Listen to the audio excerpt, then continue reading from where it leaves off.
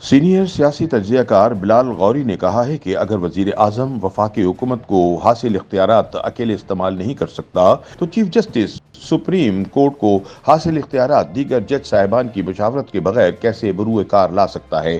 ان سوالات کی باز گشت سپریم کورٹ کی راہداریوں میں ہی نہیں بلکہ کمرہ عدالت میں سنائی دینے لگی ہے کہ کون سا مقدمہ کب سننا ہے، کن جج صاحبان کے روبرو سماعت کے لیے مقرر کرنا ہے، از خود نوٹس لینا ہے نہیں لینا، کب کس جج کو بینچ سے الگ کرنا ہے، کس جج کے خلاف سپریم جوڈیشل کونسل میں فوری سماعت کر کے اسے فارغ کرنا ہے اور کس کے خلاف دائر کیے ریفرنسز کو التوا میں رکھنا ہے، یہ سب چیف جسٹس کے ثوابدیدی اختیارات قرار دیے گئے ہیں۔ بلال غوری کہتے ہیں کہ غالباً 2021 میں عامر میر سمیت کچھ صحافیوں نے جسٹس قاضی فائز عیسیٰ کی عدالت میں دہائی دی کہ خفیہ اداروں کی طرف سے انہیں ہراساں کیا جا رہا ہے۔ جسٹس قاضی فائز عیسیٰ نے اس حوالے سے نوٹس لیا تو چیف جسٹس عمر عطا بندیال نے اپنی سربراہی میں کام کر رہے 5 رکنی بینچ کے ذریعے فیصلہ سنا دیا کہ از خود نوٹس لینا صرف چیف جسٹس کا استحقاق ہے۔ جسٹس اعجاز الاحسن، جسٹس منیب اختر، جسٹس قاضی امین اور جسٹس مظہر بھی اس بینچ میں شامل تھے۔ جسٹس شوکت عزیز صدیقی کا کیس چیف جسٹس کے بھیجے اختیارات کی بہترین مثال ہے۔ انہیں صفائی کا موقع دیے بغیر نہایت عجلت میں فارغ کر دیا گیا اور اب ان کی اپیل سماعت کے لیے مقرر نہیں کی۔ 25 اکتوبر 2018 سے زیر التوا پٹیشن پر 13 جون 2022 کو آخری بار سماعت ہوئی۔ بلال غوری ماضی کے حوالے سے بتاتے ہیں کہ جسٹس ثاقب نثار نے 18 اگست 2016 کو ایک ایسا فیصلہ سنایا جس نے سربراہ حکومت یعنی وزیر اعظم کے اختیارات محدود کر کے ایک نئے دور کا آغاز کر دیا۔ پاکستان کی چند بڑی کمپنیوں کی اپیلیں سپریم کورٹ کے 3 رکنی بینچ جو جسٹس میاں ثاقب نثار، جسٹس اقبال حمید الرحمان اور جسٹس مقبول باقر پر مشتمل تھا، اس کے روبرو سماعت کے لیے مقرر ہوئیں۔ 18 اگست کو سپریم کورٹ کے ان جج صاحبان نے یہ اپیلیں منظور کرتے ہوئے اسلام آباد ہائی کورٹ کے فیصلے کو کالعدم قرار دے دیا۔ فیصلہ جو جسٹس ثاقب نثار نے تحریر کیا، اس میں واضح کیا گیا کہ آئین کے مطابق پالیسی بنانے اور فیصلہ کرنے کا اختیار وفاقی حکومت کا ہے اور وفاقی حکومت سے مراد کوئی فرد واحد نہیں ہے۔ وزیر اعظم چیف ایگزیکٹو یعنی سربراہ حکومت ضرور ہے مگر اس کا کام کابینہ کے فیصلوں پر عمل درآمد کروانا ہے۔ چنانچہ جو اختیارات وفاقی حکومت کو حاصل ہیں، وزیر اعظم ان کے تحت خود فیصلہ کرنے کے مجاز نہیں بلکہ وفاقی کابینہ کی منظوری کے بعد ہی کوئی قدم اٹھایا جا سکتا ہے۔ جسٹس ثاقب نثار نے فیصلہ تحریر کرتے وقت انگلستان کے حکمران شاہ لوئی کا یہ قول بھی نقل کیا کہ میں ہی ریاست ہوں، یعنی اگر وزیر اعظم سب فیصلے خود کرنا شروع کر دے تو پھر اسے جمہوریت نہیں بلکہ بادشاہت کہا جائے گا۔ سپریم کورٹ کے اس فیصلے کے بعد وفاقی کابینہ کا عمل دخل بڑھ گیا۔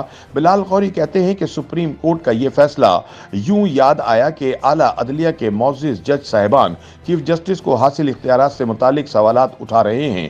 پنجاب اور خیبر پختونخوا میں انتخابات کے حوالے سے لیے گئے از خود نوٹس پر فیصلہ تو سنا دیا گیا مگر اس سے ڈھور سلجھنے کی بجائے مزید الجھ گئی ہے۔ پہلے 9 رکنی بینچ میں شامل جسٹس یحییٰ آفریدی اور جسٹس اطہر مین اللہ نے از خود نوٹس لینے سے متعلق تحفظات کا اظہار کیا، پھر اگلے روز جسٹس قاضی فائز عیسیٰ اور جسٹس یحییٰ آفریدی نے مقدمات کو سماعت کے لیے مقرر کرنے اور بینچ بنانے کے طریقہ کار پر سنجیدہ اور اہم نوعیت کے اعتراضات اٹھا دیے۔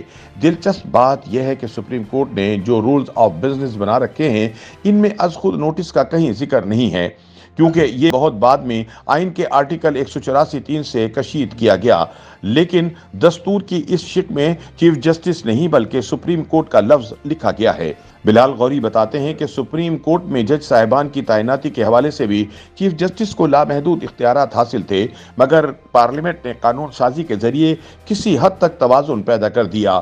اب ججوں کی تعیناتی کے حوالے سے 9 رکنی جوڈیشل کمیشن میں چیف جسٹس، وفاقی وزیر قانون، اٹارنی جنرل، بار کونسل کے نمائندے، سپریم کورٹ کے ریٹائرڈ جج کے علاوہ سپریم کورٹ کے 4 حاضر سروس سینئر موسٹ جج بھی شامل ہوتے ہیں۔ اسی طرح دیگر اختیارات خواہ وہ از خود نوٹس لینے کے حوالے سے ہوں، بینچ کی تشکیل سے متعلق ہوں یا مقدمات کو سماعت کے لیے مقرر کرنے سے متعلق، ان پر نظر ثانی کی ضرورت ہے۔